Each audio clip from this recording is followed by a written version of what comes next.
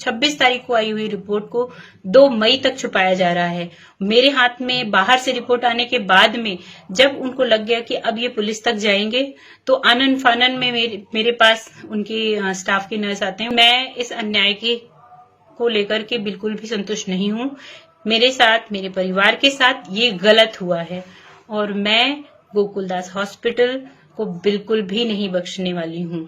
मैं उनके खिलाफ जो भी एक्शंस लेना है मैं लेकर रहूंगी।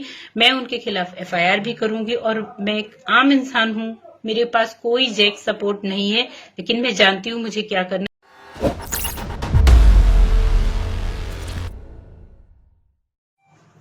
नमस्कार, मैं नम्रता पांडे आप लोगों के साथ, अपने परिवार के साथ हुई एक धोखाधड़ी के बारे में आप सभी को अवगत कराना चाहती हूँ। इसी उद्देश्य से मैं ये वीडियो बना रही हूँ। मेरे फादर इन लॉ, मेरे ससुर की तबीयत अचानक खराब हो गई, तो 24 तारीख को हम मिलिट्री हॉस्पिटल में उन्हें लेकर के गए, जहां पर उन्हें लंग इन्फेक्शन डायग्नोस हुआ। मिलिट्री हॉस्पिटल इसलिए क्योंकि मेरे देवर आर्मी में हैं और वहां पर लंग इन्फेक्शन डायग्नोस होने के बाद में हम उन्हें गेटवेल हॉस्पिटल उनको भेज दिया गया, क्योंकि वो कोरोना संदिग्ध थे। और गेटवेल हॉस्पिटल में सब सुविधाएं नहीं होने की वजह से उन्होंने हमें येलो जोन के हॉस्पिटल गोकुलदास हॉस्पिटल इंदौर वहां पर रेफर कर दिया गया। हम वहां पे 24 तारीख को शाम 5 बजे तक पापा को वहां पर हमने एडमिशन ले लिया पापा का, वहां पे एडमिट करा दिया उनको। और उसके बाद उनका ट्रीटमेंट 24 को तो कुछ ट्रीटमेंट उन्होंने स्टार्ट नहीं किया, क्योंकि वो मान के चल रहे थे कि ये कोविड-19 के संदिग्ध हैं। 25 तारीख को जब मेरी देवरानी ने शिकायत की स्टाफ मेंबर्स को कि आप लोग कुछ ट्रीटमेंट स्टार्ट नहीं कर रहे हैं, तो उनको इंजेक्शन या दवाएं स्टार्ट कर दिया। उन्होंने ट्रीटमेंट शुरू कर दिया और काफी अच्छा भी रहा ट्रीटमेंट। उन्हें 2 से 3 दिन में आराम हो गया।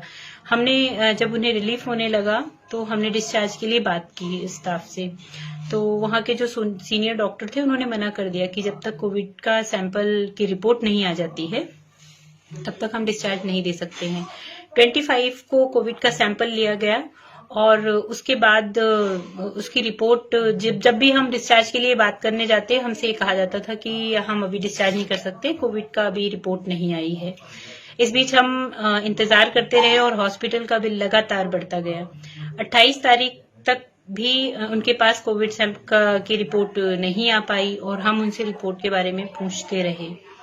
29 अप्रैल, 30 अप्रैल हो गया, तो भी इवन 29 अप्रैल को तो मेरे हस्बैंड ने काउंटर पे कैश भी जमा करने से मना कर दिया कि आप लोग रिपोर्ट मंगवाइए या आप हमें लैब बता दीजिए किस लैब में भेजा है, हम वहां डायरेक्ट जाकर कांटेक्ट कर सकें, रिपोर्ट कलेक्ट कर सकें।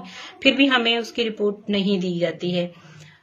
इस बीच क्योंकि मुझे वायरल फीवर था, मैं घर पर थी, मेरी देवरानी पूजा पांडे वही जाया करती थी, वो और मेरे पति बारी बारी से एक एक दिन हॉस्पिटल में पापा के साथ में रह रहे थे।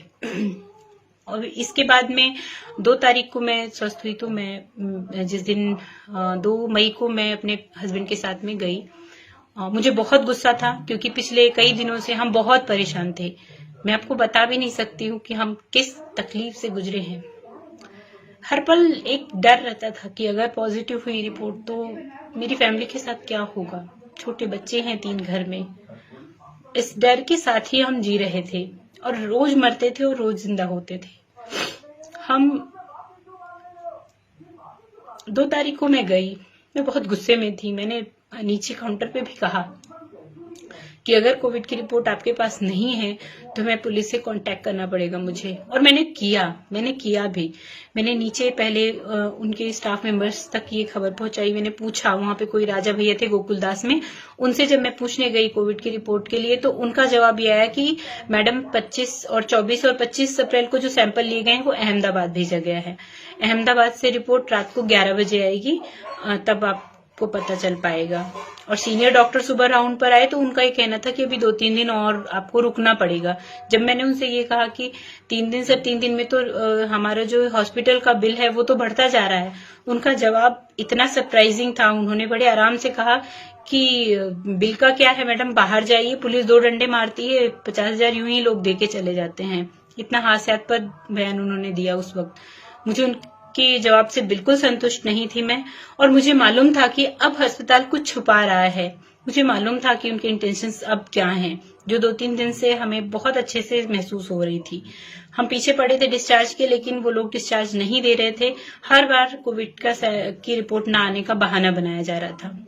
सुबह जब मैं 2 मई को मैं नीचे 2-3 जगह उनके जितने भी स्टाफ मेंबर्स थे उनको मैं बोलकर आई कि मैं पुलिस के पास जा रही हूँ और मैं अपनी रिपोर्ट वहां से निकलवाऊंगी।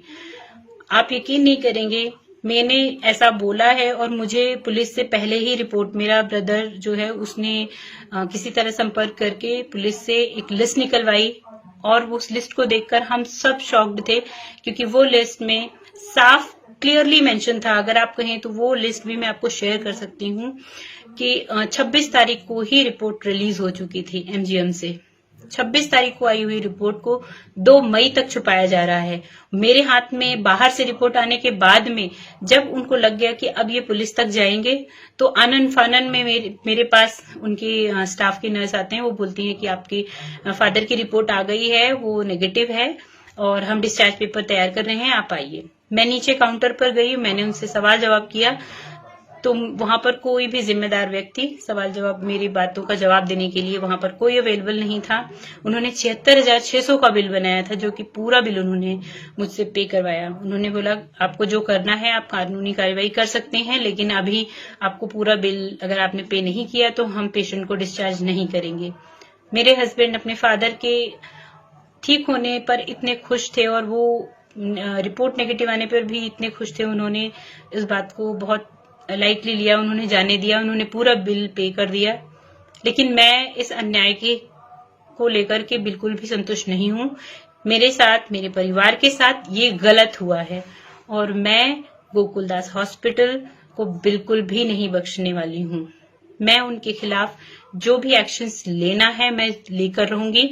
मैं उनके खिलाफ एफआईआर भी करूंगी और मैं एक आम इंसान हूँ, मेरे पास कोई जैक सपोर्ट नहीं है, लेकिन मैं जानती हूँ मुझे क्या करना है, क्योंकि इंदौर की पुलिस मेरे साथ है। उन्होंने मेरा बहुत साथ दिया। तहे दिल से मैं उन सबका धन्यवाद करती हूँ जिन्होंने मेरे फादर की रिपोर्ट निकाल करके दी। इन्हीं शब्दों के साथ थैंक यू सो मच। अगर आपको हमारे वीडियोस पसंद आए तो प्लीज लाइक करें, सब्सक्राइब करें और शेयर करें।